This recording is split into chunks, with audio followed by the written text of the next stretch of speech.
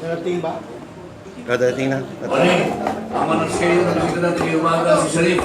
Kilala yun si Shariff. Pero may masugot natin, pero dito na yung dalawang mga lumalaban. Parehas na Liga ng Explosibong Pagbabago at saka ANTI-TRAPO movement. Ang dalawang haligi ng dalawang organisasyon na yan. Si Atty. Vitangcol, siyempre. Harapan natin. At Peralta. Baka maka-ask tayo ngayong umaga kung meron silang mga bagong mga revelations. Lalo na sa mga pinakuna yung mga kaso na kanilang sinusubaybayan o kanilang mga final, baka magkakaroon ng update siguro ngayong umaga. Well, ako lang umaga sa inyong lahat. Thank you for joining us kahit na medyo hindi gano'ng kaganda ng panahon. Nandito tayo ulit para sa ating regular na forum, ang ating broadcasters forum dito sa ating bagong bahay, ang Max Restaurant.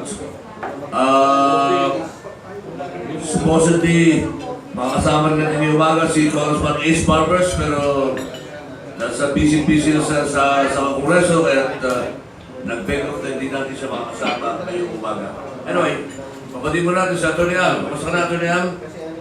Magandang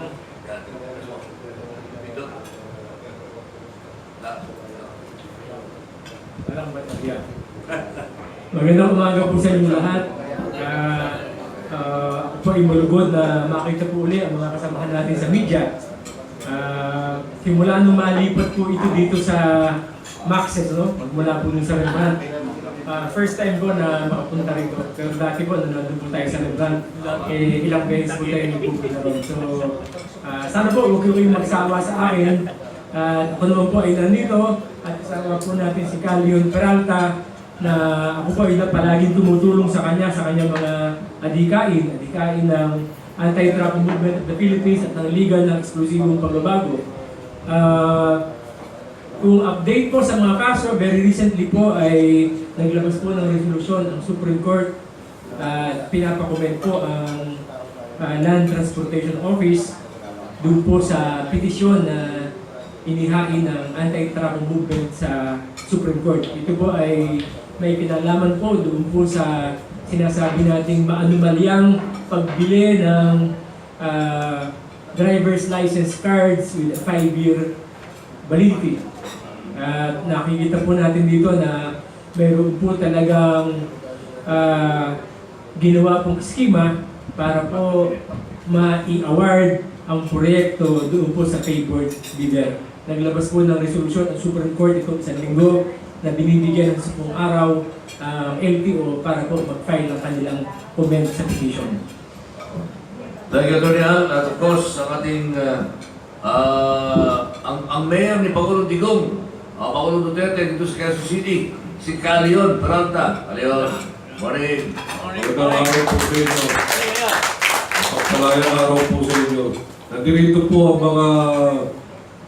mga kasamahan natin sa Revolusyong Duterte at sa Liga ng Explosibong Pagbabago. Nandito po sila nakaupo. Mamaya po, pagdating ni Reverend Boy, pag-uusapan po natin kung paano po natin baguhin ang Luzon, Quezon. Okay. Thank you, Leon. At nakikita ko dumating sa ating mga bisita ngayong umaga. Si Dato, Shariff, Ibrahim, Albani. Ewan ko bakit hindi pa siya nabibigyan ng posisyon. Kasi yung mga kandidato sa senador, nabigyan na ng mga posisyon eh. At patagal na lang pang posisyon itong ating kaibigan. Si sir, muna kayo. Coffee or breakfast? Another breakfast dito, you have a choice of corned beef and tama, no? Kasi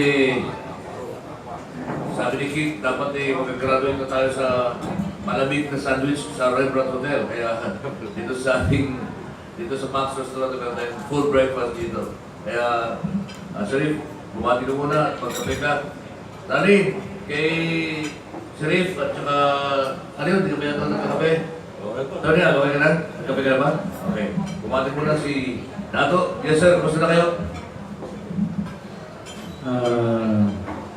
Sa ngalan ng Diyos na sa imawain, matuloy mo pagmahal sa mga kapatid kong Kristiyano, Luzon, Visayas, Mindanao, nawa sumay ng tunay na kapayapaan sa mga kapatid kong Muslim, Luzon, Visayas, Mindanao, kapatid kong media. Assalamualaikum warahmatullahi wabarakatuh. Gentlemen, nandito si Dato para i-update tayo kung ano ng mga inaasahan natin mangyayari sa Mindanao. Of course, ang kahilingan nila kung anong gagawin sa Marawi dahil hanggang hindi pa tapos ang giyera or crisis sa Mindanao at sa iba mga issues. Si Atty. naman, makakatanong natin patapos sa MRT. At saka siyempre mga kaso kanilang giyera kasama si Atty. Peralta. So siguro wala natin si Shariff, si Dato, si Senator, para malaman natin. Ano bang gusto ko ninyo Dato sa Marawi? Meron lang itinatag na Bagong Marawi. Of course, kayo mga taga-roon.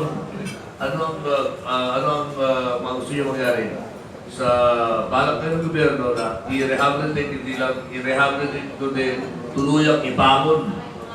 Hindi natin pala kung paano gawin nila ang lungsod ng Marawi. Sa aking pagkakaintindi sa kasalukuyan, ang Marawi po, napakalaking problema na. Ano po yung mga problema nangyayari doon? Hindi lamang sa Marawi, kundi sa buong Mindanao. Sa pag-declare ng ating presidente ng martial law, ay para sa akin, isang karangalan sa mga Muslim. Sapagkat makikita natin doon, matutugis na yung mga bad elements. Kasi declaring martial law, out of 100% Muslim, 5% lang ang masasama. The 95% they are Muslim law-abiding citizen. Now, so nakikita natin dito, kung nakikita mo yung sitwasyon ng Marawi, nandoon yung pugad ng mga drugs, nandoon yung mga factory. So, para sa amin, ang kalaban natin dito, nakikita natin, hindi mga Muslim. Ang kalaban natin dito, yung mga intruder, nagpipinan sa mga tao na ito. Ang kalaban po natin dito, napasukan na tayo ng iba't ibang intruder. Kasi ang mga Muslim, nakikita natin, ang Muslim against terrorism, against harming people, against killing people. Islam is peace. So kung natin titingnan talaga ang pangyayari sa Marawi, it is really a program by somebody. So ang kalaban natin dito, yung umaayaw sa tunay na kapayapaan.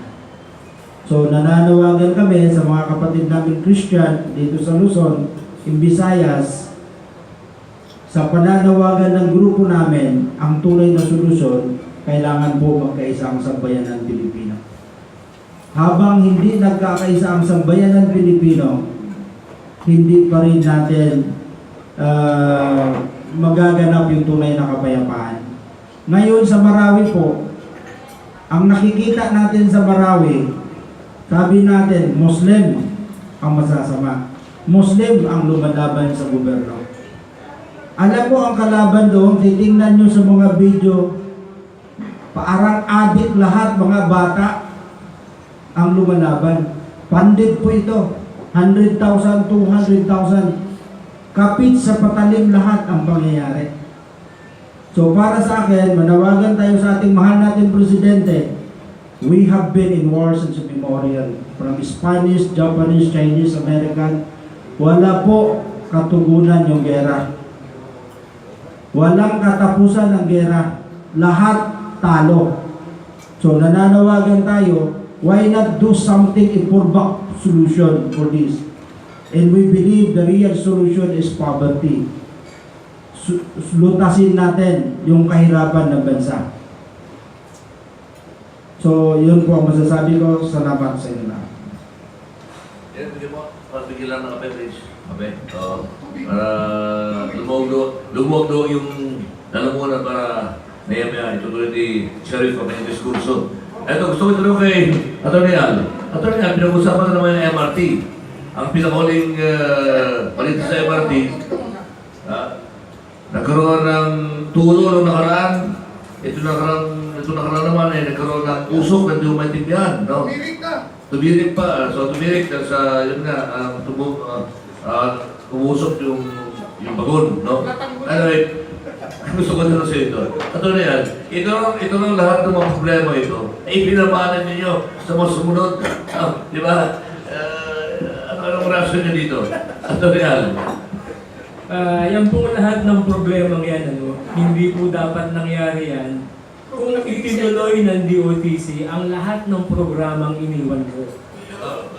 Kung makikita niyo po, sana po, hinihintay ko nga po na magkaroon huli ng hearing yung committee ni Senadora Grace po, dahil bitin po yung nahuling hearing, kakaunti lang po yung nailabas natin doon, kumpleto po tayo sa lahat ng dokumento. Kaya nga po ako, kanina sabi ko nga dito kina Camilo, kinakita nung pinag-uusapan namin yung bulletproof na sasakyan ni Chief Justice Sereno, sabi ko may kinakatakutan ba siya? Kung i-apply po natin ito sa akin, ako po, wala po akong security. Ang sasakyan ko po, isang maliit lang na sasakyan, na hindi bulletproof. May isa lang po ako, wala akong driver. Bakit po ganun? Kasi po, wala po akong kinakatakutan. Dahil alam ko po, ang katotohanan ay nasa panig ko. Yung pong lahat ng ito, nangyayari sa MRT, karma po nila ito. Unang-una po, lahat po yan nakalatag na at dokumentado. Sinabi na po natin dati kay Secretary Joseph Emilio Abaya, na kailangan pong i-rehabilitate ang rail tracks ng MRT3. Pero ano po ginawa nila? Hindi po nila ginawa yan. Dahil meron pong kumita dyan. Meron pong isang tao na nagsabi, teka muna, wag natin ipagawa yan. Bumili na lang tayo ng relay sa China. So bumili po sila ng relay sa China. May kumita po doon. So ngayon, sabi nila, ipakabit ngayon natin yan. Wala pong gustong mag-install at magkabit. Kasi paano nila igagarantiya yung ginawa nila, hindi naman sa kanila galing ang materyales. So ano mangyayari po doon? Kung masira yun, sino sinisihin mo? Yung opisyal ng DOTC na bumili ng relays o yung nag-install? Isa po yan. Kaya po hindi maganda ang takbo dahil ang release and train hindi po naayos. Pangalawa po, yung pong depo sa North Avenue. Sinabi na rin po natin yan, Sinimulan na po natin yan. Katulong ko po dyan si Assistant Secretary Dante Lantin ng DOTC. Sinimulan na namin ang pagbalangkas kung paano gagawin yung extension ng depo. At yun na rin po ang gagawing building ng DOTC. Dahil meron pong lote doon na para po sa DOTC. So, ngayon po, ang malaking question mark dyan, bakit inilipat ng DOTR ang opisina sa Clark? Nandiyan po ang lote ng DOTC. Nung panahon po yan, may lumapit po sa atin at sinabi po sa atin, huwag nyo na kayo magtayo dito sa lote, kami nagagamit dyan at ibibigay namin kung ano man ang gusto nyo. Ito po ay isang malaking korporasyon. So bakit po ngayon, hindi na itinuloy yung planong yun at dapat po nandun yung extension ng depo? Ibig sabihin, may nangyaring magandang usapan. Yun po yun, At yan pong signaling system, May kumita na naman. of course, meron. Ayala Corporation ba yan? Yan pong signaling system na isa pang malaking problema ng MRT3, pinapa-upgrade na po natin yan noon. At sabi po natin, yung proposal, nung mga unang nakaupo, na 57 million para dyan sa upgrade, magagawa po natin yan ng less than 30 million. Ito po ang breakdown. Yan lang po ang kailangan gawin. Pero sabi nila, teka, hindi po pwede, huwag natin ipagawa. Hindi ko alam kung bakit ayaw ipagawa. Nung wala na po tayo doon, ipinagawa po, ipina-upgrade ng signaling system at a cost of 59 million pesos. O, hindi nagawa na po yung upgrade. May kumita na naman. Of course, meron. At habang ina-upgrade po yan, ay nag-award po ng total replacement of the signaling system. at a cost of 888 million. So ang tanong, teka muna, ina-upgrade na nga natin, bakit bigla natin papalitan? Eh di sana from the very beginning, pinalitan na lang. Hindi pa nga tapos yung upgrade, pinaplano mo ng palitan. So kung lahat po yan ay nagawa, wala na pong problema ang MRT3. Pero ano po, siguro, kasi po lahat ng proposal ko, mukhang walang kikitain ng mga mag-a-approve, kaya po hindi in-approve. Sa totoo lang po, ako po, hindi po ako pwede mag-approve ng anumang proyekto sa MRT3 nung panahon ko dahil meron po tayong ceiling in the approval. Ang pwede ko lang pong i-approve at the time is up to 5 million pesos per project. Ito po, milyong-milyong piso to eh. Kaya ang lahat po yan ay nakasalalay po sa DOTC. So lahat po yan, planchado na, nandiyan na po ang proposal natin, hindi po nila inaksyonan, at kahit na po nung wala tayo, hindi pa rin nila ginawa, at nung ginawa po nila, iba-iba po ang ginawa nila, kaya yan po ang nangyari.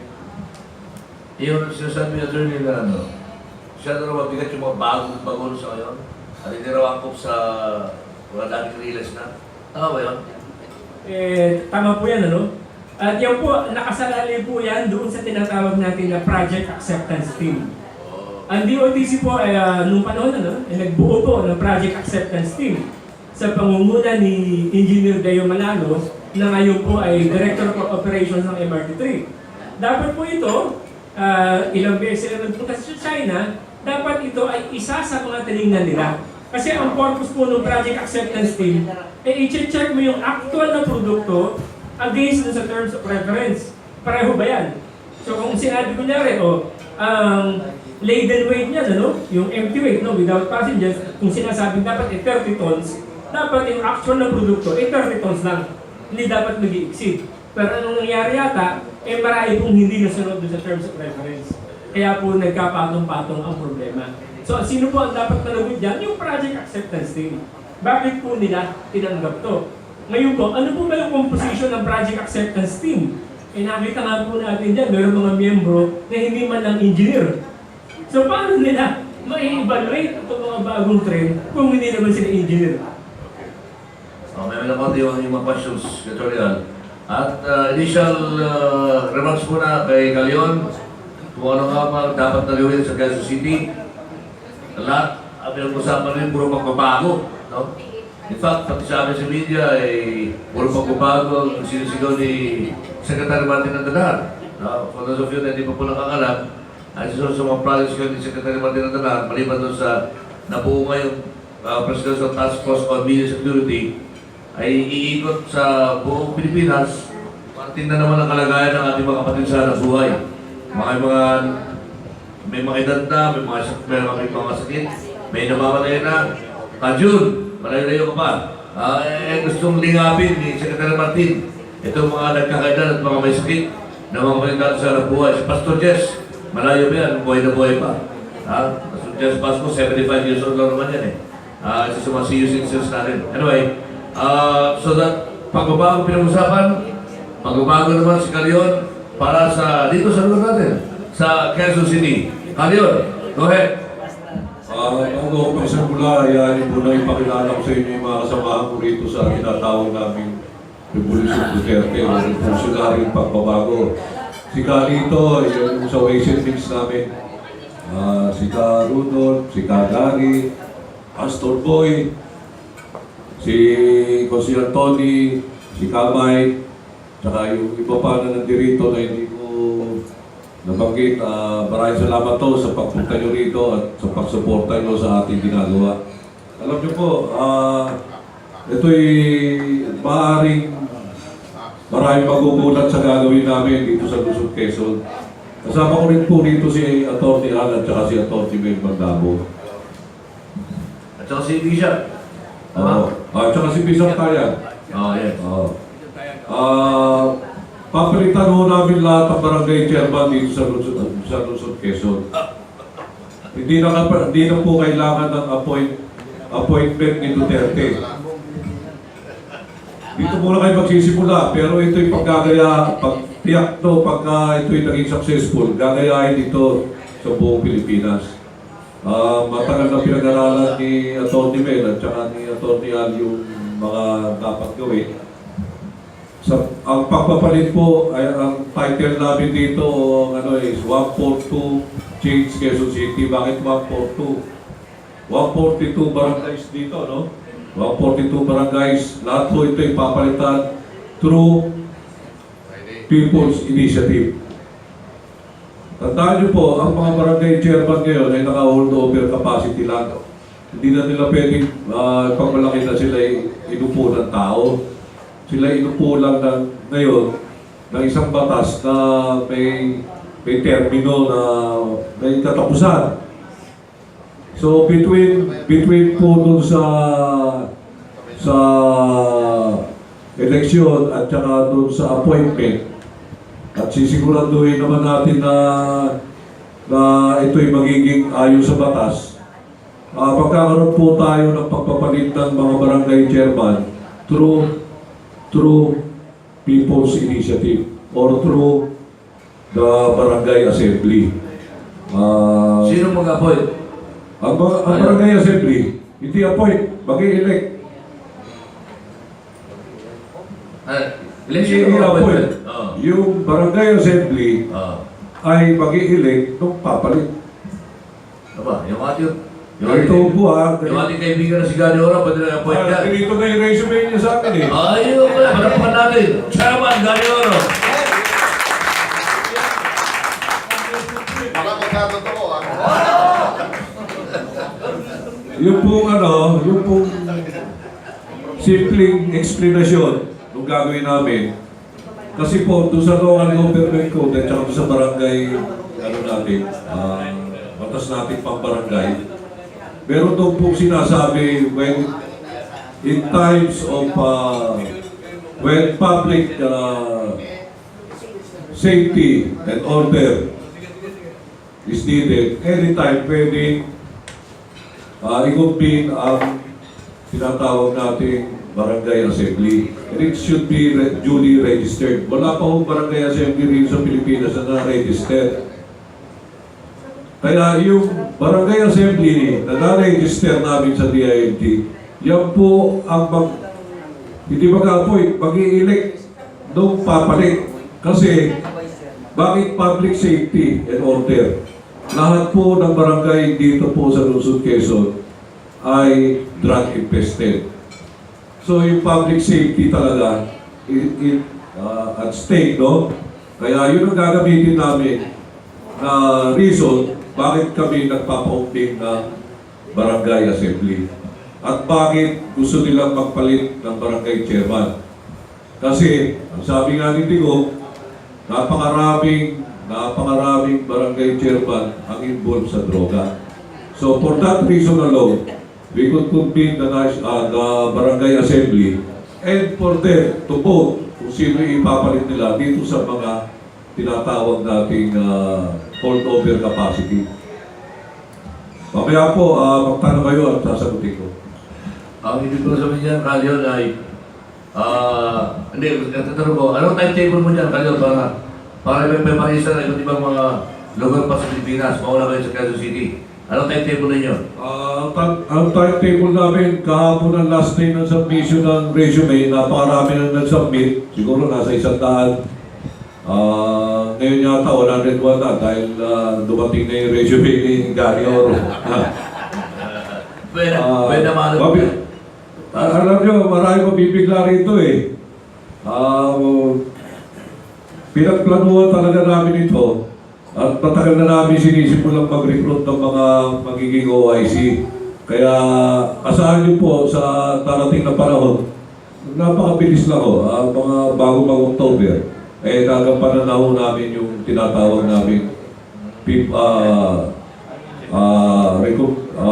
para ma-reconvene na yung tinatawag na Barangay Assembly at para magbumoto sila ng kanilang kapalit sa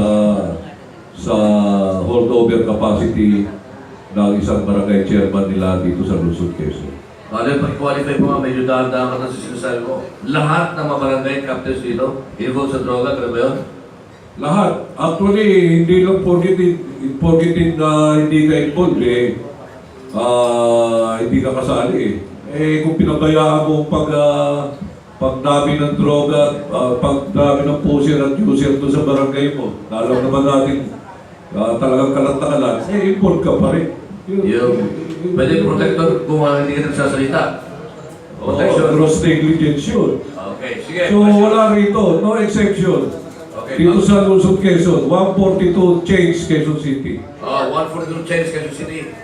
Bago si Gani Oro ang ating barangay chairman, si Kajes, ex-barangay captain ito. Kajes. Ang anong konsepto ng gagawin nating barangay assembly sapagkat lagi nating ipo-foresight natin yung nakaupong mga chairman sa kasalukuyan. They are elected. At ito'y nagkaisa na. Para alisin. Ang kanilang pagkakaisa to happen sa Marinao 10 and 10. Maggugrupo ito sa bawat magsasama-sama. Kinwenta na ng mga liga eh. Kinwenta na ilan ang barangay chairman. Ilan ang kagawad natin. Ilan ang empleyado natin. So, maaring ito yung kinatakutan natin na silent na pag walang eleksyon, kikilos ang liga ng mga barangay. Ibig sabihin, sa Quezon City lang, kaya lang punuin sa mga tao. Yun ang kanilang plano dahil pinipilit nila dahil sila'y halal ng bayan hanggang sa kasalukuyan at may mananatili silang halal ng bayan kapag pinakailaman. Ngayon, gano'n ngayon ang paghahanda ninyo sa barangay assembly kung sakasakaling kikilos ang mga ito? Ay, tayo ba'y mauuna? Itong barangay assembly ba bago dumating yung mga pangyari kikilos today, na-assemble na natin yung barangay. Yung mga OIC, ang tawag po namin dito is transformational punong barangay. Sila po ang bahalang magpapirma ng tinatawag nating signatures sa minimum of 50 residents of that barangay. So, yung pirma po yun, yung napirmahan nilang mga forms, isasabit po namin sa DILG para i-register. And then, nandun na po yung binoboto nilang barangay chairman. So, kaya lumalabas na election, pinapormal yun na kinakailangan ang isang kakandidatong gustong maging mamahala ay kinakailangan magpalagda siya ng more than 100 para i-representa 50 po, sa 50, minimum 50. assembly para yun ang magsisilbing batayan na siya ay may sariling tao. Opo. Kasi ang nasa bataso natin, ang barangay assembly, dapat i-convene lang tuwing October, di ba? Ngayon po, pero meron po nandun sa batas na public safety and order requires it. Anytime pwedeng i-convene ang barangay assembly. Kaya barangay assembly, pwede po initiated nung ibang tao except the holdover capacity na barangay chairman. Okay. Sa barangay Batasan, dahil pinakamalaki ang barangay Batasan Hills. Ngayon, bahala ko na nga palitan ng pangalan ng barangay Batasan Hills. Ano po? Gagawin ko na pong barangay 5-6. Dahil ang masama po rito sa barangay, hindi nasuswerduhan ng tamang panahon. Yung mga sweeper, yung mga maliit nating barangay na katrabaho. Okay, bago pangalan. Pinapautang ngayon, dinidelay para makautang sila sa barangay opisyal na may tubo. Na pera nila ang ginigisa ng mga empleyado ng barangay. Kaya po tinatawag nating barangay 5-6 ngayon yan. Okay, si Gani, sandali mo na. Yung bang convict natin may baboy ba ito? Pwede ba ito? Pwede yan, pwede yan. Pwede? Oo. Kasi pag corn beef, mais yan eh. Hindi, yung mantika. Yung mantika ginamit, baka mantika na baboy. Huwag Diba? Oo nga. Sige, si Gani muna. May punto. Okay, questions muna. Actually, yung nire-raise ni former barangay captain na Jess Pasco, yung term ng kasalukuyang barangay captain is finished already. Binigyan lang sila ng allowance kasi nasa holdover position lang until such time na makapag-elect ng bago o makapaglagay ng bago. Tapos na yung term nila eh. Yan na yun. But, ang tanong ko doon sa barangay assembly o barangay council na pinaplano ni Mayor Leon is who will elect who are qualified to elect, kailangan ang magboboto ba, kailangan registered voters Sa kanyang barangay. ng kanyang barangay? O kahit sa ibang barangay ka, basta pinili mo ito, ay pwede mo siya i-select o elect. Pangalawang question, who will be act as a COMELEC? Unahin ko muna yung may provision sa Constitution na lahat ng barangay official must be elected. Okay? Hindi pwedeng appointed. Nandun po yun. Hindi ko lang alam kung anong article o section. Pero yun po yung tinignan namin maigi. Kaya yung sinasabi ng marami na i-appoint ni Duterte ang mga barangay chairman dito, imposible po, dapat pag-amin tayo ng Constitution. So, pinag-aralan po namin maigi. Article. Basa. Article 10, Section 8 of the Philippine Constitution. Kaya yung umuugong ngayon na i-appoint ni Duterte, hindi pwede. Hindi pwede. Unless mabago yung... Oo, kasi tanto sa Constitution natin na dapat elected sila. Okay. O ngayon, dahil dapat elected sila, ang sabi naman doon sa local government code na sinabi daw, tinuruan daw si Atty. Mel Magdamo ni Nene Pimentel dahil madalas sila kausap. Ang mag-i-elect, yung barangay assembly o na secret balloting. Okay? So, yung Constitution, hindi natin na-violate, no? Kasi yung sinasabi lang i-appoint ni Duterte yan, hindi ubra. Hindi ubra. Okay. Sino po mag-a-appoint COMELEC? Yun po, hindi ko masagot ngayon. Baka medyo raw pa ang data namin kung paano aksyon ng COMELEC eh. Pero dun sa legal na paraan, nandun na kami. Ewan ko kung anong magiging reaction ng COMELEC dito. Baka problemado pa rin yan ng COMELEC yan eh. Anyway. And then bona fide registered barangay. Oo, dapat registered member sila ng barangay. 15 years old and above, with 6 months residency, walang ano ba? Moral character. Magaliw kasi gusto ko rin maging barangay captain doon sa amin sa Taguig eh. Kasi yung sa amin sa Taguig, yung barangay namin sa Taguig, kanya-kanyang simento ng ang sistema doon sa amin, para makumpleto yung karsada ng simento, kanya-kanyang simento ng tapat. Tapat ko, simentohin ko, hanggang sa tugtong na. Doon ako kumpleto yung simento sa karsada. Anyway, bawal Kate. Talaga natin sa talaga kay Shariff. Dato, yung bang pinag-kunin ng reaction ni Shariff doon sa Mindanao, yung pinag-usapan natin nila pagpapalit ng barangay captain, baka lalo magka-problema sa Mindanao. Ikaw muna, Atty. Yung kasing exact word na nakasulat dun sa provision ng batas, until a new one is qualified. So, yung elected official, kapag hindi pa siya napapalitan, pwede siya maupo on a holdover position. And yung exact phrase is, until a new one is qualified. So, kapag may nag-qualify na panibago, tapos na yung holdover capacity. Ayun. Sige, bago aking nasa nila, reactions muna from Mindanao. Ito bang pinag-usapan natin dito sa Quezon City?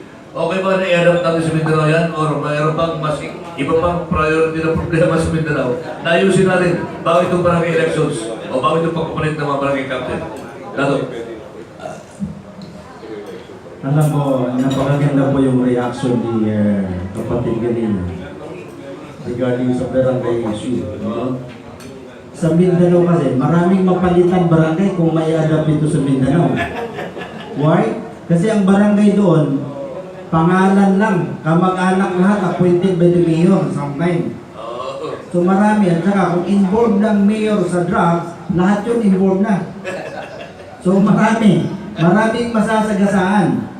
So para sa amin, Dapat sagasaan ng boss.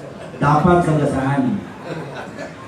Pangalawa dito po, alam mo yung problema, dito sa Mindanao, out of 100%, 97% ng drugs nandoon sa barangay. Kung pwede lang sana palitan lahat ng mga barangay,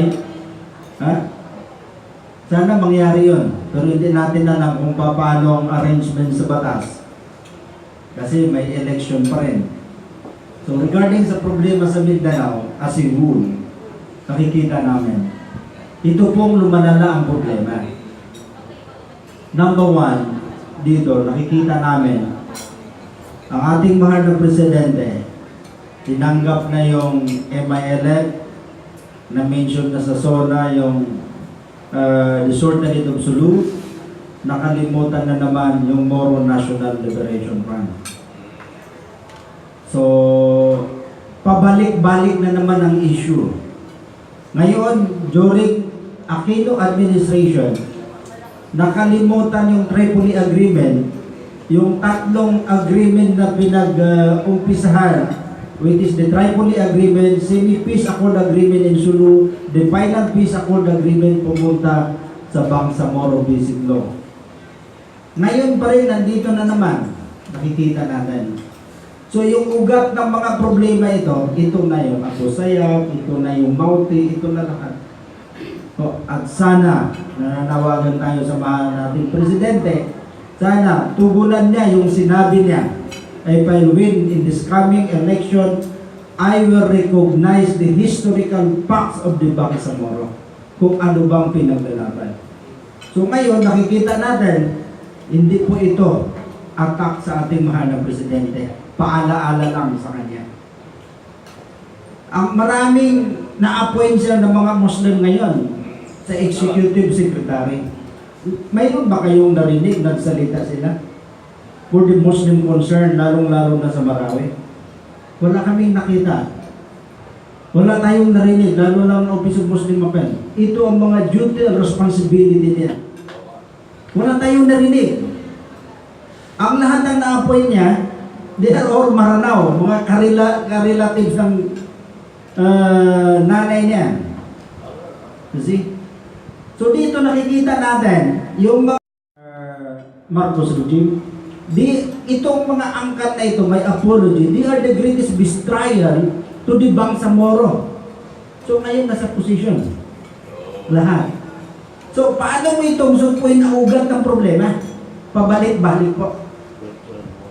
So napakasakit ang mga nangyayari. Pero mayroon tayong mga academic, mga potential leader, silent na Muslim, hindi kumikibo. Nagmamasid ngayon kung anong nangyayari. So panawagan sa ating mahal na Presidente, sana bago mag-appoint sa leksikin niya. Because itong mga kagrupo na ito, nakikita niya, nag-iisa ang ating mahal na Presidente. Ngayon, maraming problema sa Mindanao, wala akong nakita. Wala kaming mga silent Muslim leader that yung mga kapatid natin nakaupo, nagsalita, and they are in the front line to solve all those problems. Bakit hindi sila doon sa unahan? Because they have no credibility. You see, ito po yung nangyayari sa kasalukuyan. Marami po sa maganda yung announcement ni, maganda yung punto ni Shariff, no? So, yes, gentlemen. At, ano ang katanungan dyan sa legalidad, itong mga barangay o local initiative ay patungkol doon sa batas o panukalang batas. Di po ba? O kaya'y amentahan ang umiiral na lokal na batas. O kaya'y i-repeal ang umiiral na lokal na batas. Itong sa inyo, patungkol sa halalan, yun ba ay alinsunod doon sa local government code? Ngayon, ang tanong naman dito kay para isang tanungan na kayo, dito naman kay Calion, ang inyong dahilan kaya gusto nyong palitan ang mga barangay chairman dahil sa kanilang posibleng involvement sa droga. Ang tanong sa inyo ng mga taga-lungsod Quezon, anong garantiya meron ang eksplosibong pagbabago na yung papasok ng barangay chairman ay hindi rin malulong sa droga? na doon sa unang tanong ni kasamang kids, no? Ang konstitusyon, ano, ito ang pinaka-supreme na batas sa ating bansa, no? At hindi ba sinasabi nga marami nagsusulang na magkakaroon tayo ng constitutional amendment, na magkakaroon tayo ng charter amendment, no? Yung chacha. Pero ang hindi pinapanggit dito, kahit po walang chacha, kahit po walang konkon, ang konstitusyon po natin ay pwede pong baguhin ng mamamayang Pilipino sa pamamagitan ng People's Initiative. Ito po, pinaka-supremong batas ng Pilipinas, pwedeng baguhin ng mamamayang Pilipino. Paano pa ang iba pang isawang batas? Susundutin ko lang isang ano to ha. Pag kayang panukalan ninyo, sigurado ako, unang-unang kakalabanin nyo dyan, si Kalida. Dahil si Duterte, may balak din siya na siya mag-appoint. O ngayon, kung may balak kayo ng People's Initiative, yun ang kakalabanin nyo. So, ang tanong, ilang taon kaya sa kasalukuyang sistema ng hostisya na trial by palakasan, ilang taon posibleng matutulog sa korte yung inyong kaso? Yun, alam ko yung pinupuntahan ni kasamang kids dito, no? Baguhin natin ang pamamaraan ng hostisya, no? Gawin natin jury system. Pero ang sagot natin dyan, no? Aside from that, no? Ito ay aakyat sa Korte Suprema. Sigurado to, aakyat to sa Korte Suprema. At ang Korte Suprema, ito ay pipilitang magdesisyon ng mabilis. Kasi ang subject matter is imbued with transcendental importance, no? Tsaka meron itong national significance. Ito yung dalawang magic word na kapag inilagay mo sa petition mo sa Korte Suprema, a-actionan to. Pero kapag ito ay ordinaryong petisyon na ipinayag ng ordinaryong mamamayan, aabutin to ng 8 taon. Sa totoo lang, no? Pero kapag ito mga ganito, no? Na medyo talagang mga novel cases, mga bago sa pandinig ng ating mga hurado, mabilis itong a-actionan. Siguro mga 2-3 buwan a-actionan ito. Well, yun, yung sagot ko sa akin tanong. Alam mo, hindi mo pa man natanong sa akin yan. Nasagot ko na yan nung kami nag-meeting doon sa, at pa yung barangay? District 3, no? Kaharap ko yung mga OIC barangay chairman ng District 3. Siya lang sinabi ko sa kanila, kung demonyo rin kayo, parang awa nyo na, huwag na kayo sumama sa amin. Yun lang ang sinabi ko. Yung aling papalitan ng adik. So ano yun, garantiya na yun na wala nang magiging demonyo na barangay. Kaya nga eh. Siya lang ang sinabi ko, kung kayo yung demonyo rin, parang awa nyo na, huwag na kayong sumama sa amin. Napalunok, ang dami napalunok, pinagmasdan mo yung mga mata nila. Ang dami napalunok. Kaya sabi ko, lahat ng resume, evaluating maigi, titignan, iba-background check. Dahil, yun nga ang tama yung sinabi mo, Kids. Napaka-demonyo, Peralta din ang kapwa demonyo. Pangalan ko at pangalan namin ang nakataya rito. Sabi ko. Ngayon, hindi may imaayos sa isipan ng tao. Kasi siyempre, ang government organization ka eh. Isipin ng tao magkano ba ang compensation kung nabibigay kay Peralta. Ano? Magkano ba Magkano kikitain ni Peralta? Submit kami ng resume. Nasabi ko rin doon sa nung meeting namin sa barangay, District 3, no? Kaharap ko yung sa barangay Pasagana, ginawa pa nga sa barangay mismo eh. Sabi ko, huwag kayo magbibigay ni Siko sa ating mga kasamahan. Isa lang ang hihilingin ko sa inyo, kayo gumastos ng pagpapirma sa inyong barangay. Kaya ako nasabi sa iyo, biktima na ako eh. Kasi sa maraming tatalog namin, Magiging pinagkala, gugula. kilala na yung barangay chairman namin. Meron siya mga kapatid na nasa tax list. Ngayon, pinag-ING ba nag-over sa akin para nag-renovation mo, pero mag-abot tayo ng 20 leaders namin yung pangalan. Kaya ako nasabi sa iyo, doon sa nire-recruit mo mga kapatid ng mga barangay chairman, nasa gaano pa 100% nakasigurado. Tama, ako si Gini Mendoza, parang indicating ratio nito kay Peralta. O Ay, ito si Mayet, bigay mo, pero abot tayo ng konti para papasok yung mga natin. Hindi may iwasan yan, sir. Biktima na ako. Hindi may iwasan yan. Sir. Wala ka pang binabayad sa amin, nabiktima ka na. Ako, O yan, si... biktima na ako. Wala, sir, biktima ako. Ngayon, ang tanong, nire-recognize ba ng PILG yung gagawin yung mga ganyan? Alam mo, magugulat din ang CILG dito sa gagawin namin ang pag eh. Dahil hindi rin nila alam yung batas na patatakbuhin namin eh.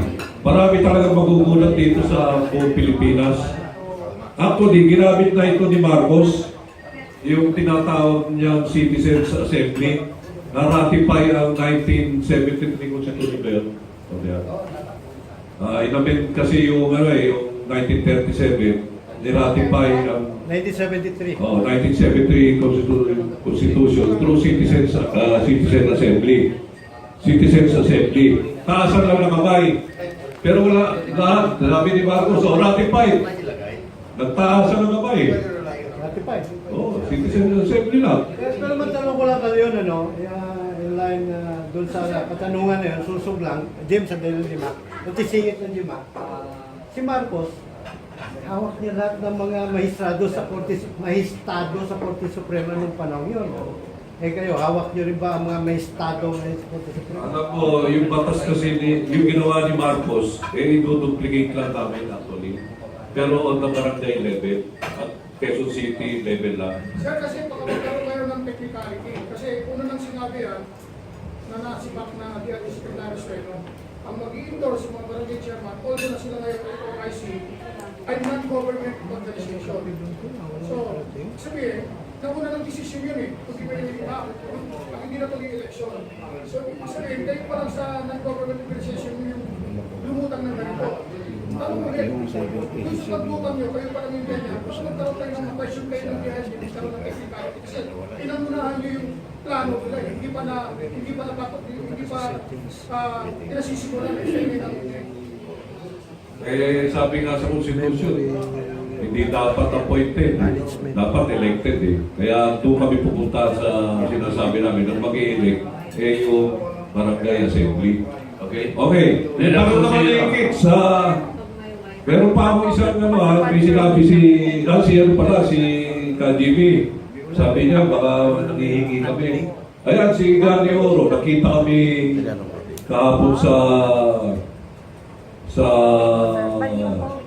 Macdo.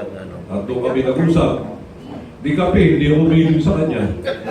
Sir, hindi yung grupo mo ang ginamit ko lang, hindi grupo mo, kundi gamitin yung grupo mo ng iba. Speaking, tama na.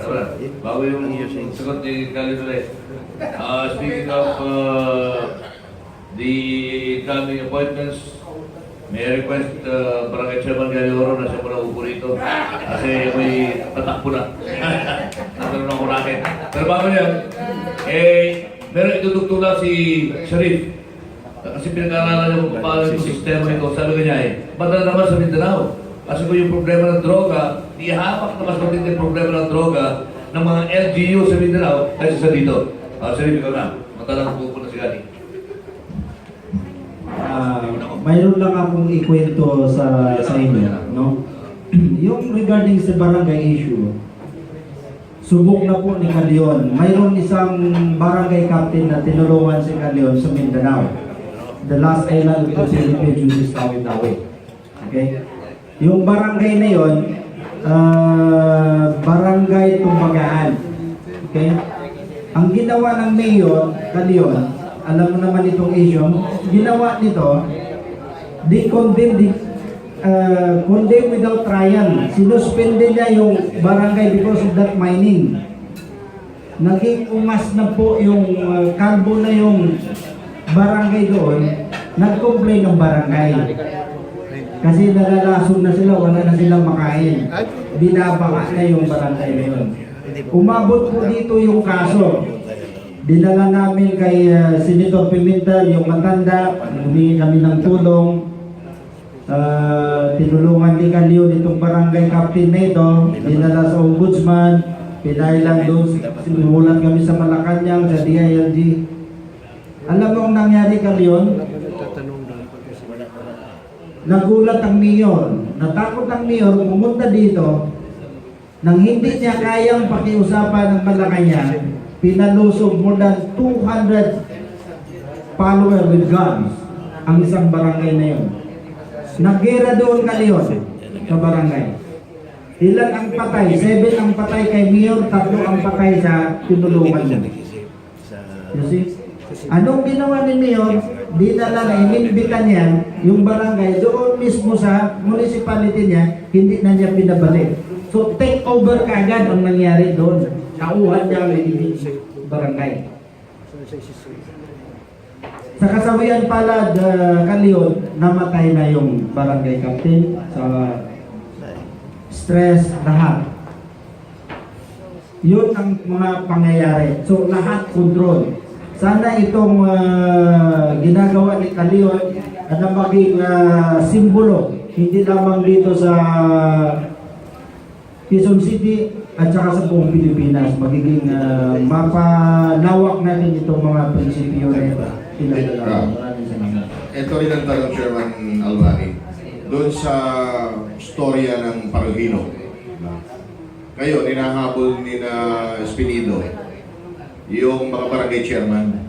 Kasi daw, ang report, marami pang armas sina Parugino, sina Mayor, na distribute doon sa mga barangay chairman. At yung mga nagbabantay sa bahay doon, mga civilian, pero armado hindi pulis mga tauhan daw ng barangay yun. Ganun ba ang kalakalan sa Mindanao na pag ang mayor, hawak niya ang barangay chairman at nagsisilbing security niya doon ng mga armado coming from the barangay? Kung may mga ganung kalakalan po, Chairman, sa Mindanao? Sa Mindanao po, mas higit pa ang nangyayari. Kasi doon, kung mayroon 1 batalyon ng Marines, mga 2 batalyon ng pulis ng mayor. Pero private army niya yun. Yun ang private army niya. Incognito. Makikita mo na lang kung mayroon na problema, lahat nakaalmas na lahat. So, yun ang mga sitwasyon sa Mindanao. Makikita na, lalong-lalo na sa lugar namin, like Tawi-Tawi, Sulu, Ibasilan. Yan ang mga sitwasyon. Lalong-lalo na like sa Languyan Municipality, makikita mo, I'm telling you, demanding them. But this mayor is not an ordinary mayor, it's a multi-billionaire mayor. Alright. May question pa kayo? Okay. Kay Atty. Vitangcol, Attorney, mukhang hindi na yata mapaigi yung ating transportation ngayon. May mga ginagawa pa rin ang DOTC ngayon na improvement ng ating LRT. Sa tingin po ninyo, bilang dati yan, saan sila dapat magsimula? Kasi sabi niyo malaking overhaul Kung sinunod lang yung mga proposal ninyo noon, hindi mangyayari. No? Just in case, ilan sa mga proposal niyo ang pakinggan ngayon? Sina Secretary Tugani at sino ba in charge ngayon? Si Cesar Chavez. Saan dapat nila unahin para kahit paano ma-improve yung servisyo po ng MRT ngayon? Ang pinaka dapat nilang unahin dyan, yung pagpapalit ng buong release ng tren. Yung mismo release? Yung buong release ng tren. Kasi ito ang pulot dulo ng mga problema ngayon Hindi yung bagon. Yung bagon, secondary yan. Okay? Bakit kasi? Nagpagawa kami ng pag-aaral dito sa Metals Research Development Corporation under DOST, noong way back in 2013. Ang ginawa namin yan, yung mga gulong na bakal ng release ng tren, ng mga bagon, ay ikunumpara namin yung hardness doon sa release. Okay? Ang nakita, incompatible yung release at saka yung bakal na gulong ng tren. Na kapag tumatakbo yung gulong ng tren, masyadong de-deform yung bakal ng release. Ibig sabihin yan, yung hardness index nila ay hindi pareho.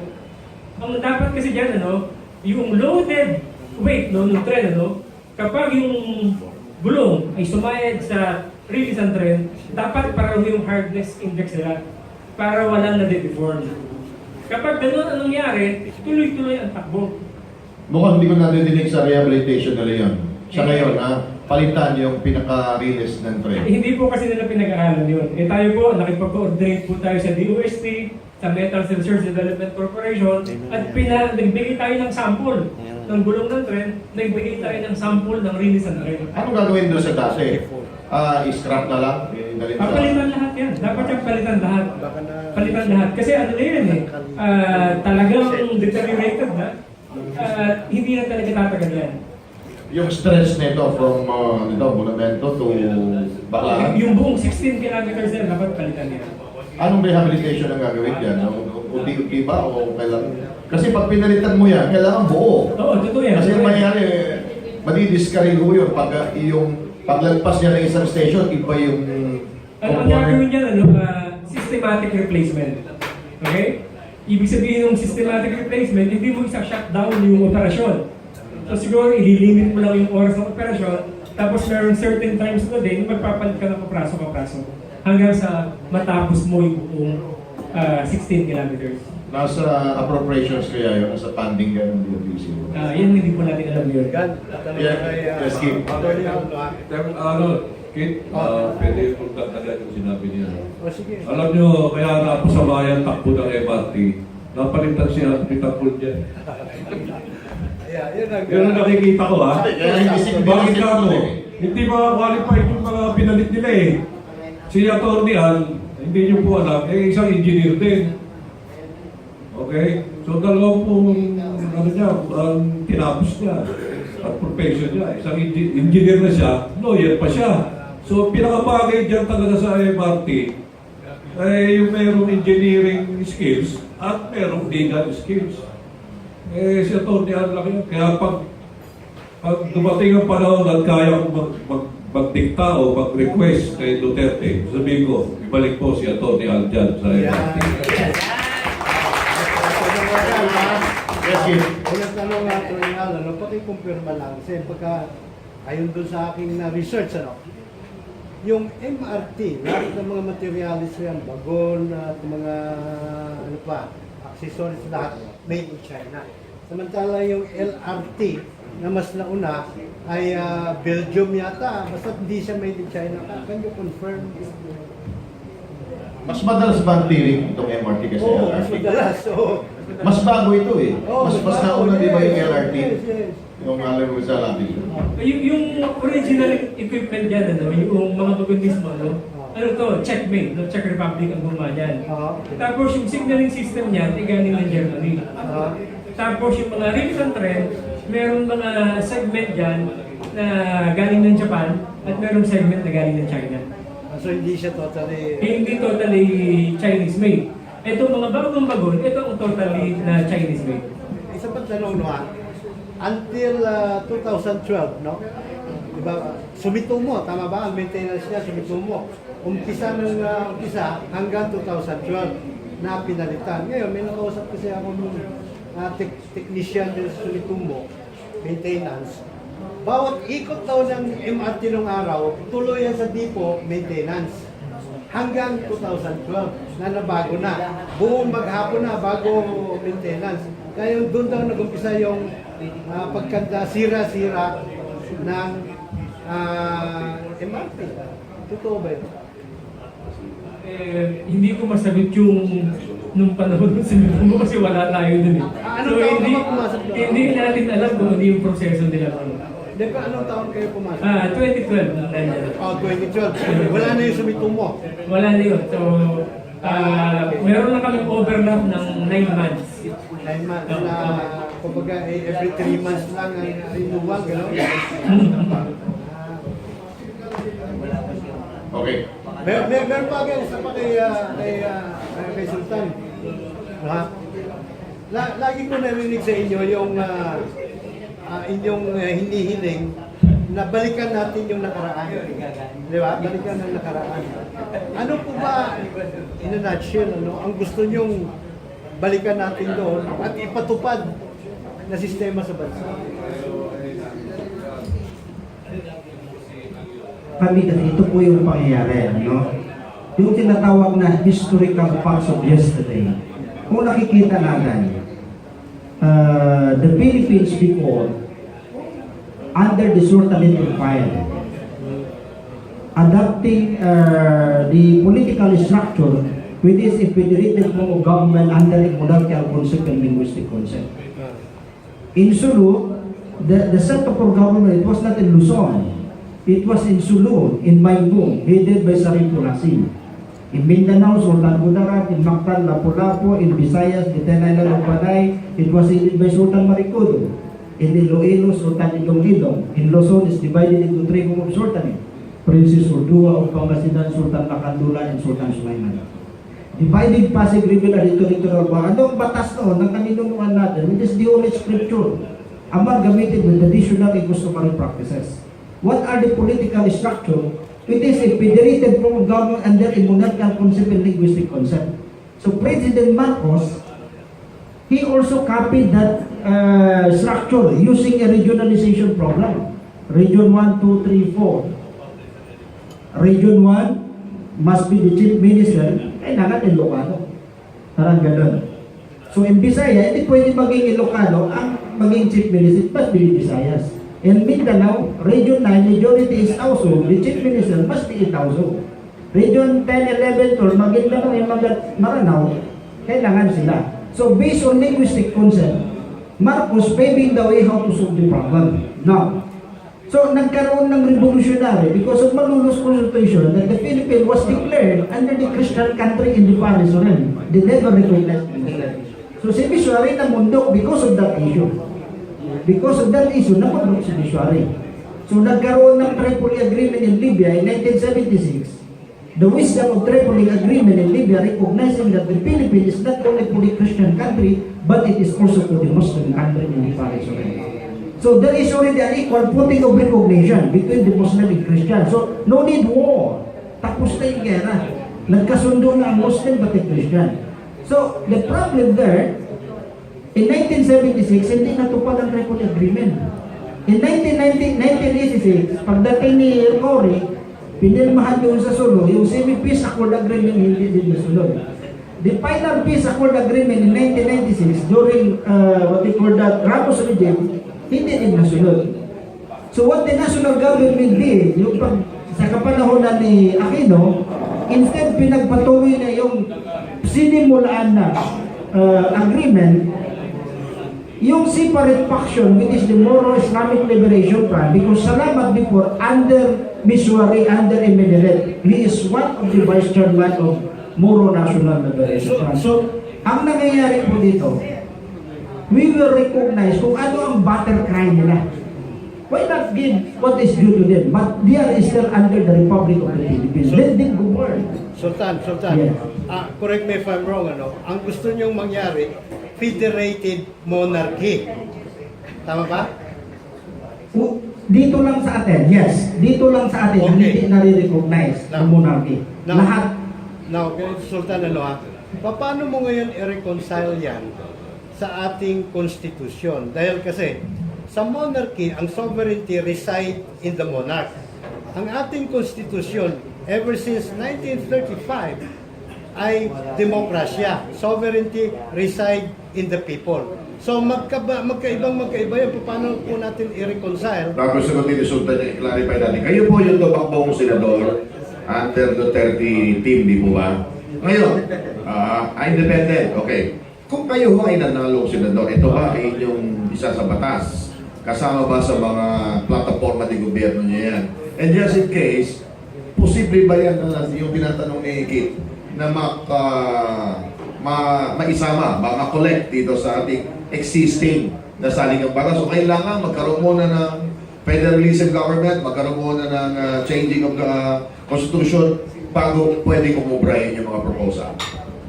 Actually, kung ibasi natin sa kapanahonan ni Marcos, correct me if I'm wrong, I will be not a lawyer, nagkaroon siya ng tinatawag 1937 Constitution and 1935 Constitution.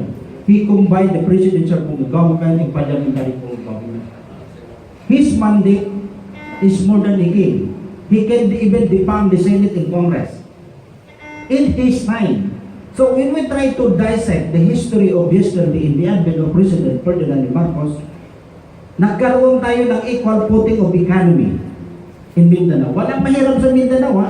Even the MNLF darat ang tinatanggap nila. And we are number 2 in terms of economic development in the whole Asia. So that meaning, our existence, existing form of government, which is 1987 Constitution, hindi iba yan eh. Kasi sinabi nyo, during Marcos time yun eh. So sa ngayon, hindi siya uubra dito sa kasalukuyan natin Constitution ng 1987. Well, nakikita natin, President Duterte, he is now, ginagawa niya, he already declared martial law. He already declared martial law. He started Mindanao. Now, so we Muslim, we are favor for martial law to discipline, because martial law is self-discipline, self-purification, self-cleansing, self-virtue. This is the high time. Might be that the President, because of his vision and mission, na linisan talaga ito, maybe he will copy the system as President Marcos did before. So, possible na mangyari yan if the President Duterte will declare martial law on a nationwide situation. Ano? Question, right? Kailangan may microphone kasi broadcaster ng radyo. Comment ako. Radyo Pilipinas na pala. Magko-comment ako. Samahan mo na ng question. Tungkol dun sa question ni Mr. Lagana. Is it possible under our Constitution to have effectively itong question niya? More than one form of government? The answer is yes. Because on a national level, we have a presidential form of government.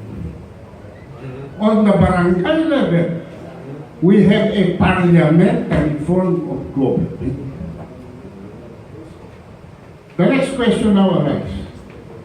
Historically, the monarchical form of government of the Sultan of Sulu precedes any and all constitutions of the Republic.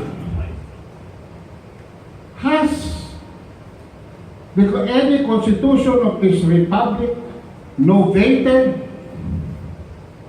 the monarchical form of government of the Sultanate? The answer is no.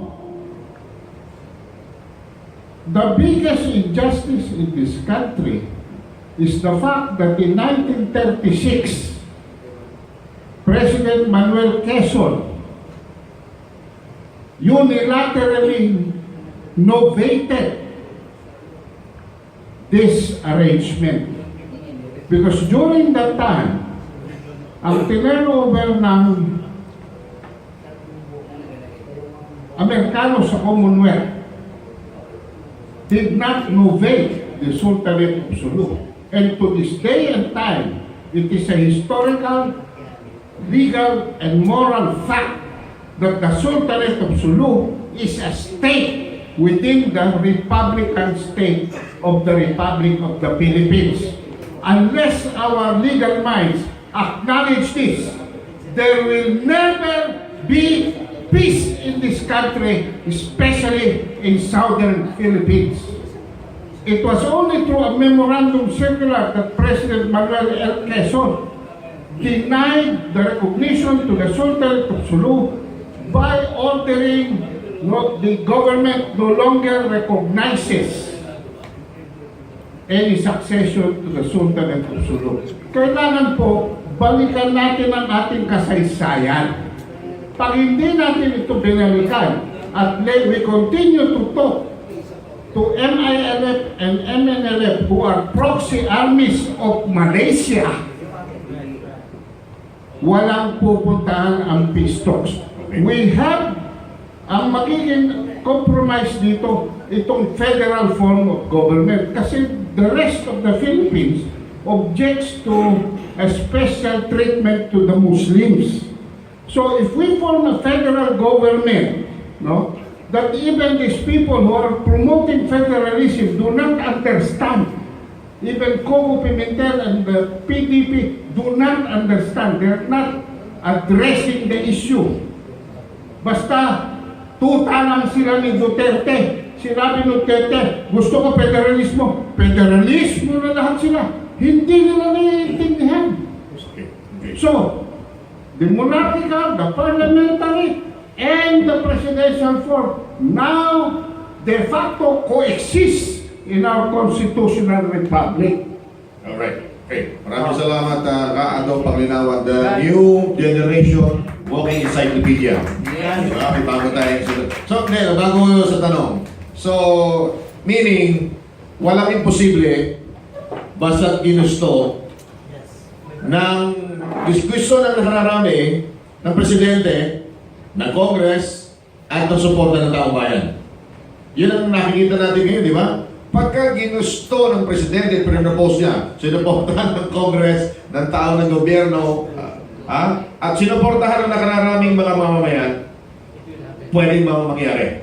Kasi ang daming pagbabago na ngayon eh. In fact, Hashim Salamat's premise when he wrote President Bush, was not unique to Maguindanao, was not unique to the MILF. He was citing the history of the Sultanate of Sulu, not the MILF and not the Maguindanaoan people.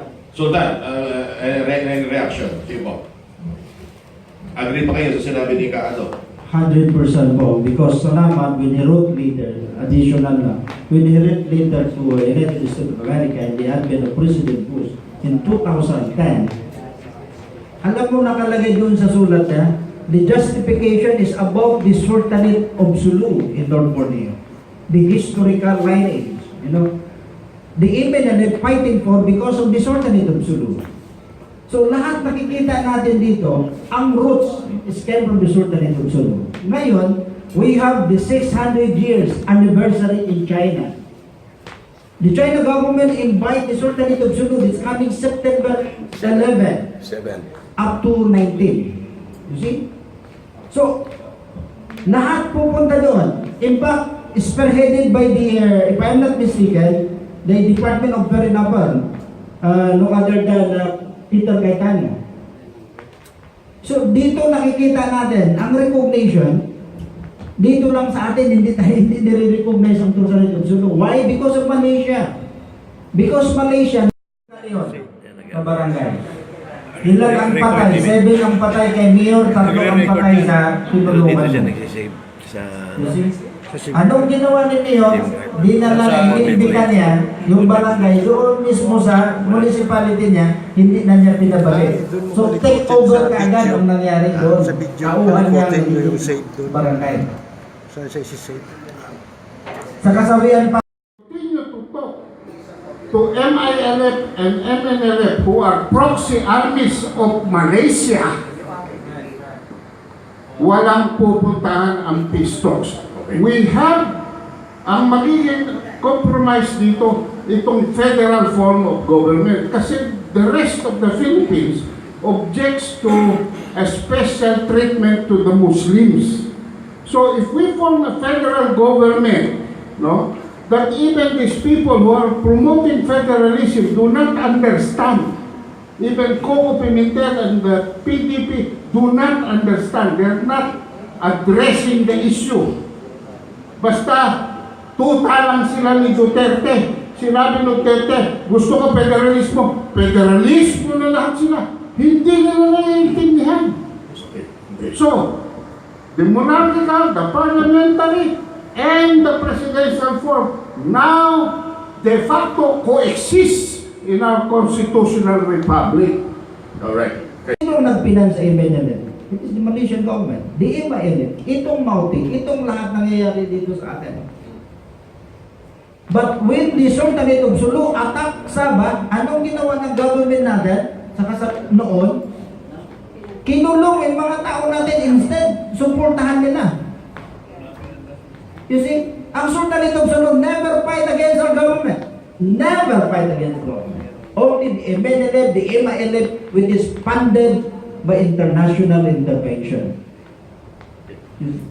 Balikan natin si Calion, Mayor Peralta. Going back to federalism, actually Calion, ako, personally, nakailang ikot kami, kasama yung DILG, tinitingnan ko yung local government. Mayor, barangay captain, pinapatawag at nagsasalita sina Yusek Emily Padilla ng DILG about federalism. Pero ito, observation ko pa kayo na, Pagkaharap yung mga taga-DILG, sabi ng mga mayor at saka ng mga barangay officials, councilors, federalism, suporta kami. Pagtalikod ng DILG naka-Smith, malabo yan. Malabo yan. Sa totoo lang, ayaw ng mga incumbent mayors, councilors, and barangay captains ng federalism sa loob nila. Okay? Ano ang nakikita niyong pagbabago na dapat gawin kung yung mga nakapwesto ngayon, kalayon? Urong sulong at majority sa kanila ayaw niya. Napaganda ng tanong mo eh. Kaming dalawang mag-asawa, very active kami sa MRRD, NECC sa tungkol sa federalism. No? So through DILG, kumikilos si Doktora para i-promote nga itong federalism.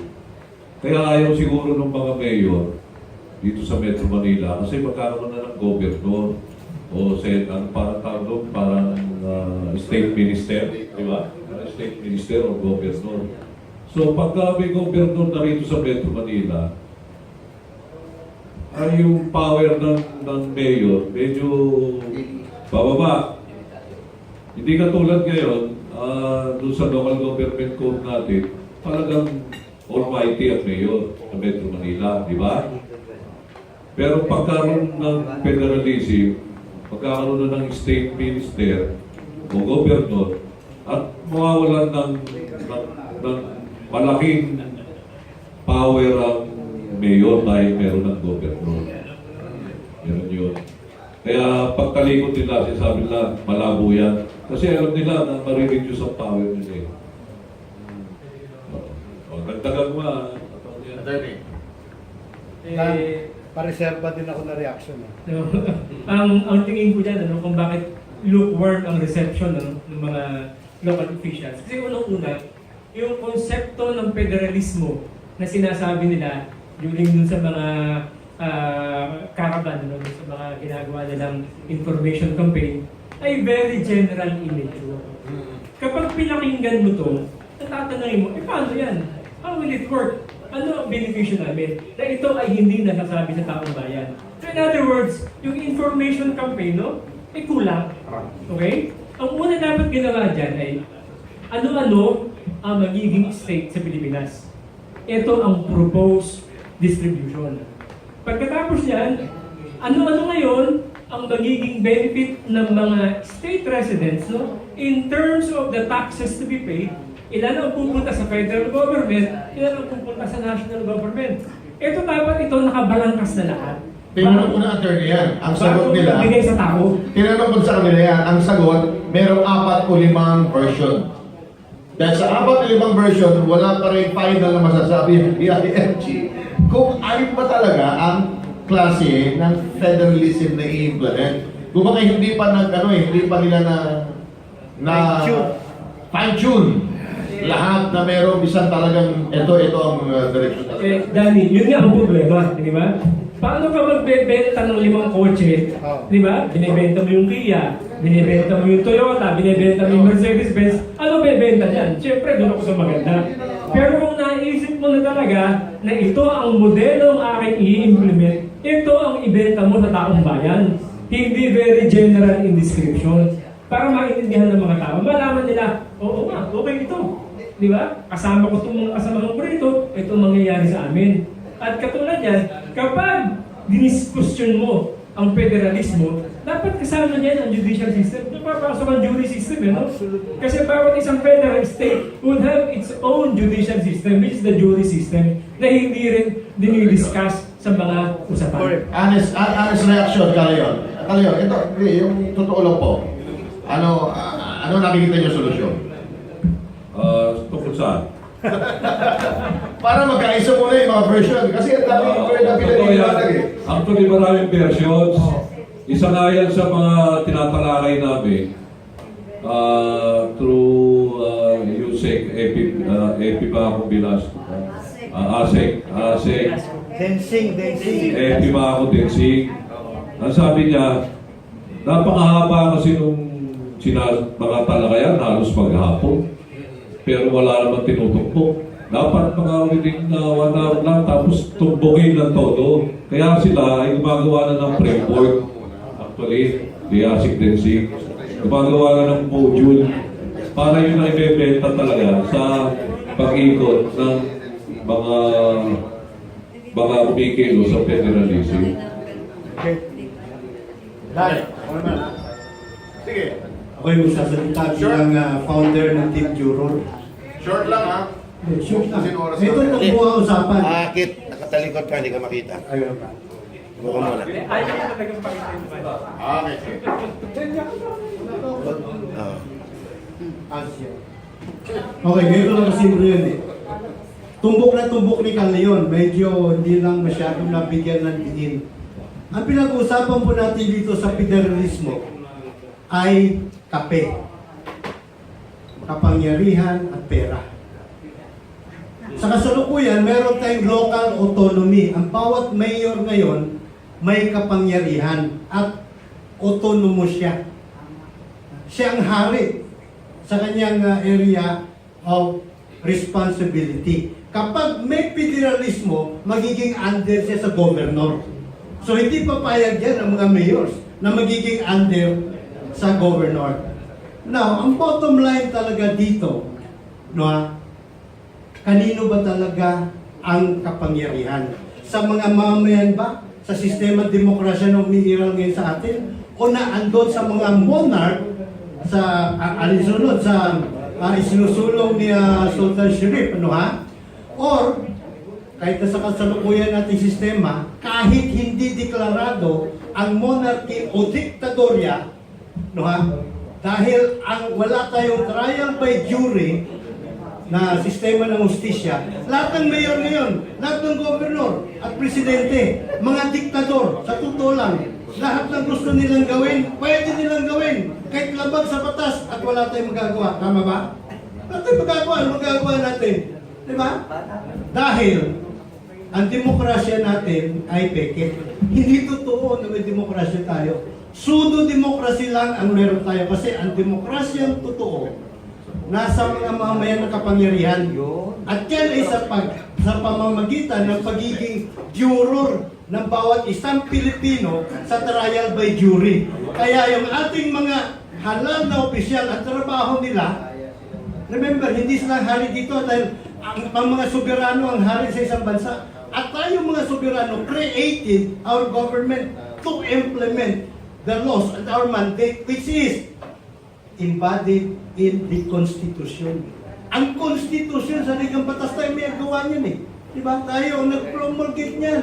At yan, sinumpaan ng mga public officials to defend, protect, implement the laws, do justice to every man.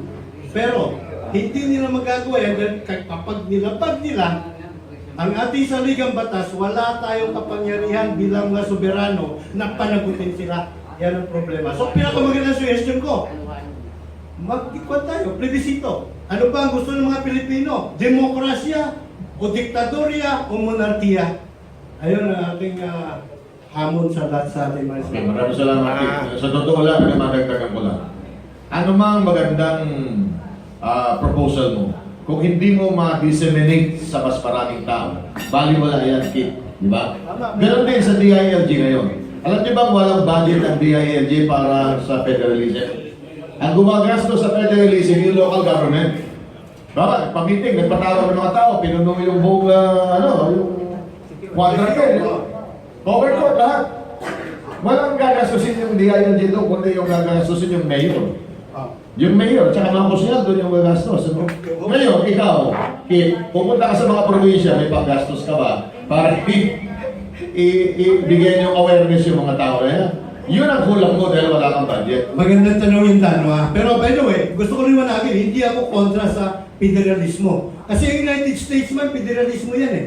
Di ba? Ang Russia, federalismo. Ang magkakaiba lang nila, sa Amerika, demokrasya, may trial by jury, sa Russia, wala. No? Ngayon, Dan, maganda yung punto mo. Pero wag mo kalimutan, Dan, na meron ng Facebook ngayon. Ang totoong, the fourth estate ngayon, tayong mga mamamayan because of Facebook. And that is precisely the very reason why yan yung higher purpose ni Mark Zuckerberg. Kaya niya inimbento yung Facebook para bigyan ng boses tayong mga silent majority.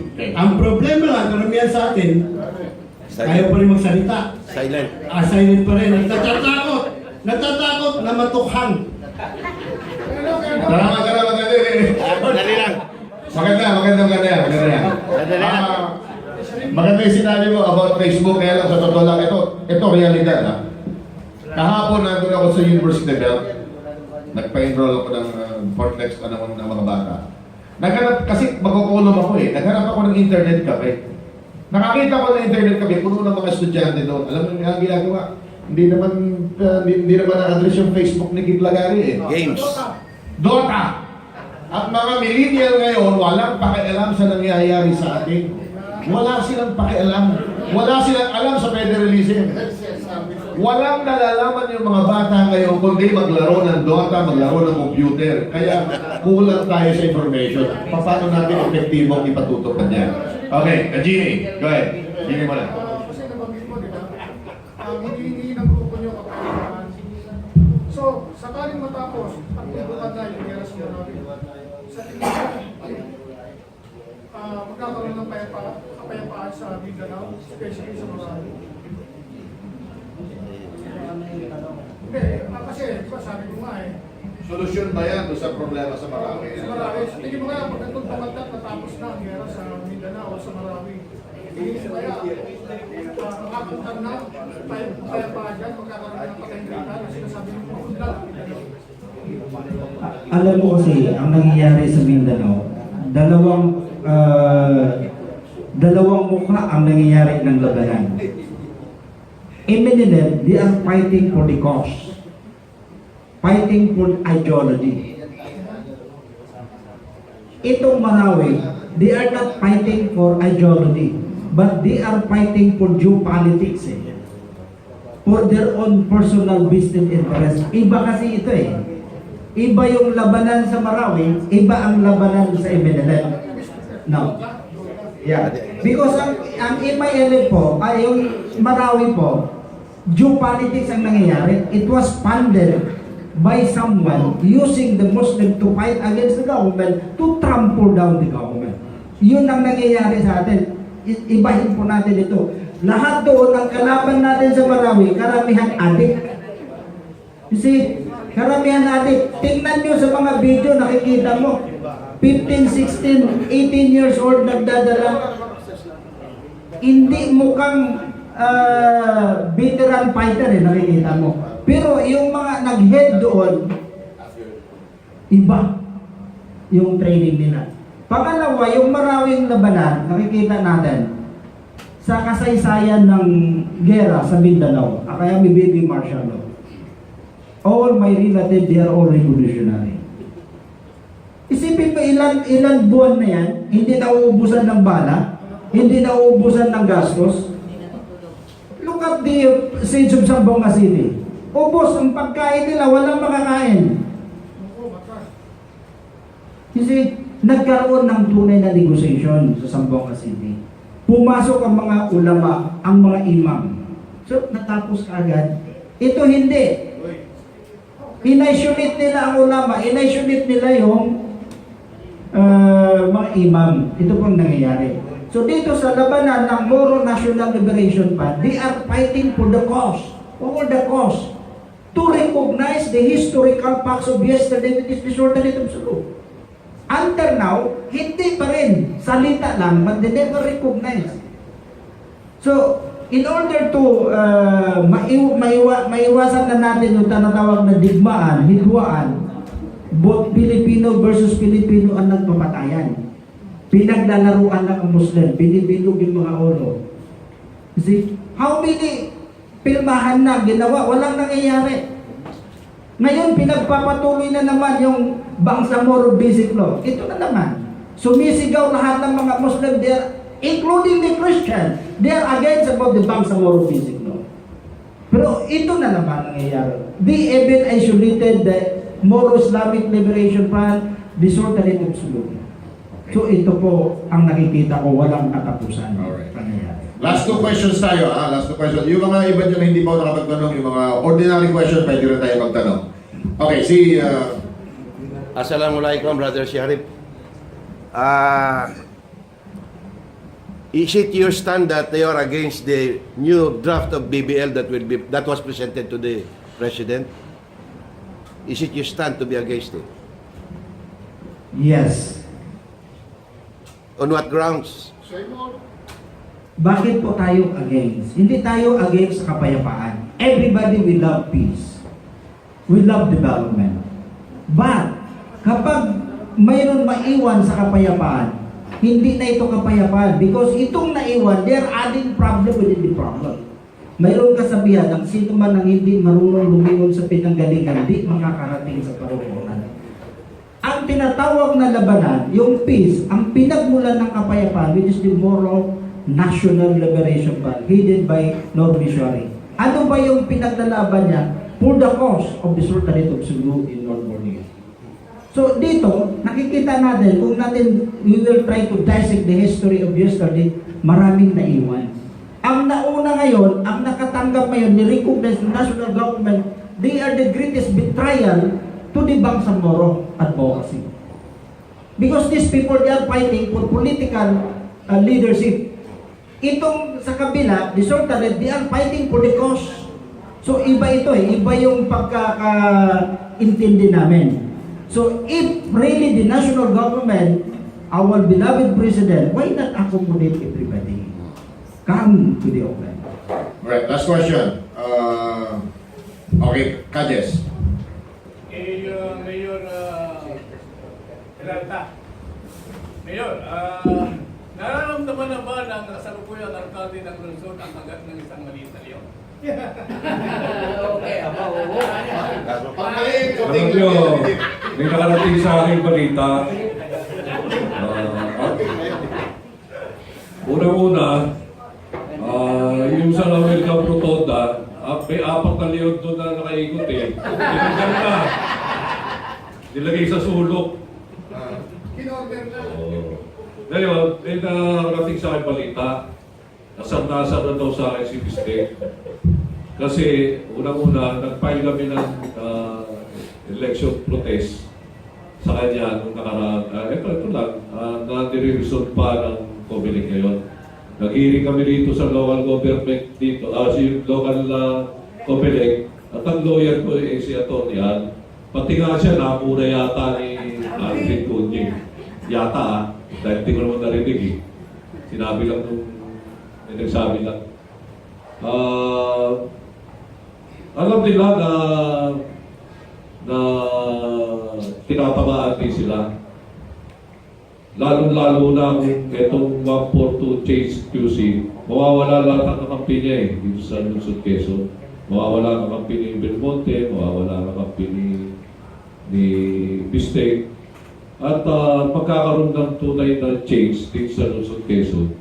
Dahil nakikita natin ang napakatagal na nila sa pwesto, wala pang nangyayari talaga sa mga residente ng ating tahanan ng Lungsod Quezon. Kaya it's about time to institute genuine change. At ito ang simula namin, 142 Change QC.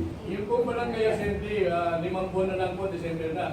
Ilang porsyento na nagagampanan nyo para kasi palitan natin itong mga sinasabi natin chairman na 30%? Sabi nung ni Pastor Boy, 70% na daw. Kasi sila umiikot eh. Nagre-report lang sila sa akin. Kaya mabuhay po sila yung mga tropa ko.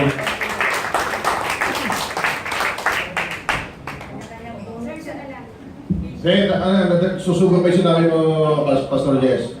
Sabi mo, 5 lang, December na. Hindi, ang barangay election kasi, kung matutuloy, October 23. Kung hindi matutuloy, bago pa October 23, yung desisyon na ng Congress. So, hindi abutin ng December. So, kung yung desisyon ng Congress dito, kung maglalagay pa ng OIC, kung ano ba mangyayari, kung matutuloy pa sila, kung 2020 ba yung election, malalaman natin this August eh. 70%. Ikaw na, parang kay chairman na Okay. Isa na lang. Sige, last question kanina. Ang Leon Peralta.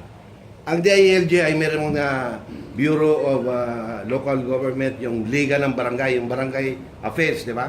Merong yan bang itong pagkilos ninyo ay ayaw ninyong i-coordinate sa DILG habang ang mga nakaupo sa DILG ay mga kaibigan ninyo para matrace out kung ano man ang gap na namamagitan dyan sa planong yan. Nakapilo. Talagang kasama ang DILG dito sa aming gagawin kasi needs registration eh. The Barangay Assembly should be registered. So, ipapasa namin itong mga dokumentong to sa DILG. At ang DILG na ang magtatapos ng labanan. Okay, very good. Kaya kikilos din ang DILG dito. Although, sila mismo, hindi pa nila alam ang tungkol dito. Ang plano. Oo, pero bibilib sila dahil meron palang ganung batas. May ganung palang paraan. At hindi na kailangan i-amenda pa ang konstitusyon na ikalat na si Duterte ang mag-a-appoint. Hindi pwedeng mag-appoint eh. Dapat elected. At ang gagawin namin dito, election through Barangay Assembly. Okay? Kaya medyo naliliwanagan na tayong lahat. Natingin ko, kung meron pa kayo gustong i-recommenda doon sa mga bakanting barangay chairman sa ating tahanan ng Luzon. Jimmy Mendoza sa Pagkita Talon. Mag-recommenda na kayo. Pero parang awa nyo na. Huwag nyo kami samahan ng demonyo. Si Jess Vasco sa barangay, barangay mo, Jess? Bata sa Nils. Ayan. Coordinator kayo kay Pastor Boy. Siya ang may hawak ng master list eh. Okay, last question. Madam, go ahead. Chairman. Kasi yung project na noon, nag kayo is 5 years na 10 pesos a day, iaangat yung kabuhayan ng masang Pilipino. Eh para naman matikman pa sa panahon naging President Duterte yung 5 years, kasi 5 years na lang eh. So kailan niyo po ipaliliwanag yung mechanics ng pagpapaangat ng kabuhayan ng masang Pilipino? Next forum.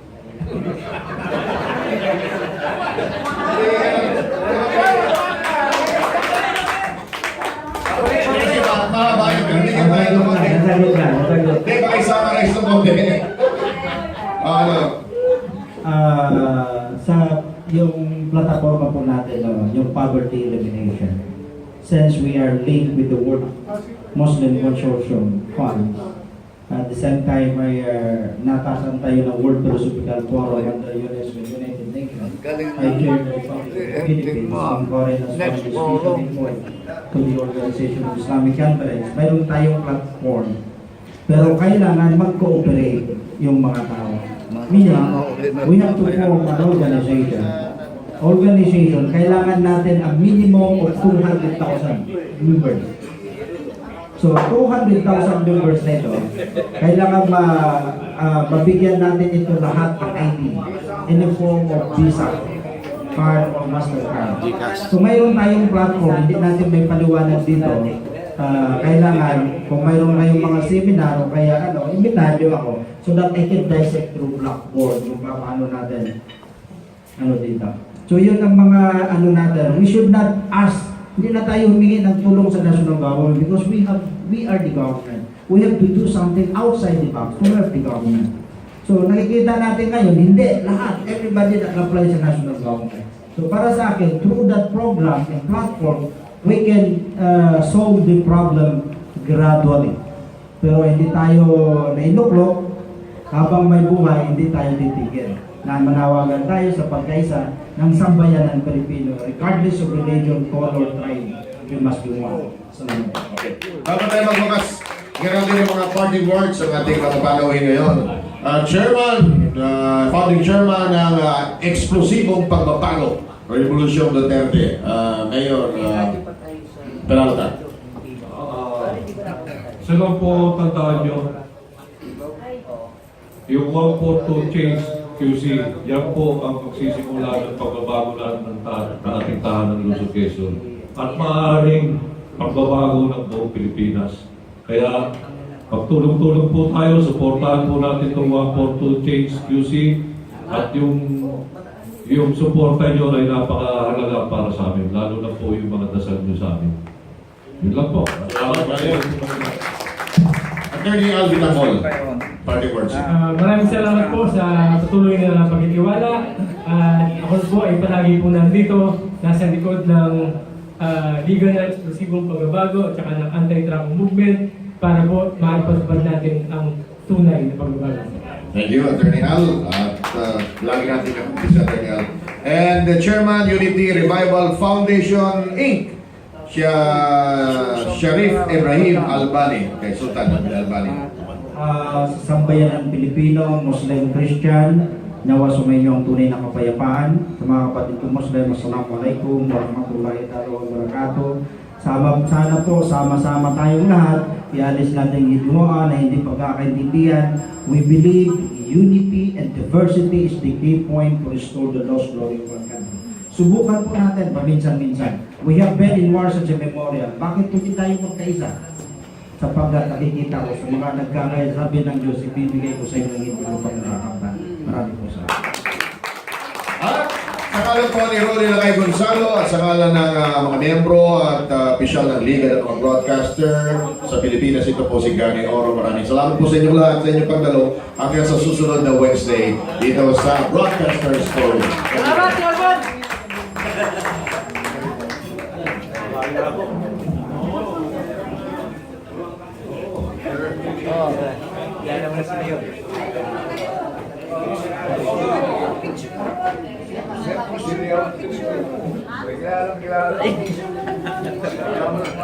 Kagani!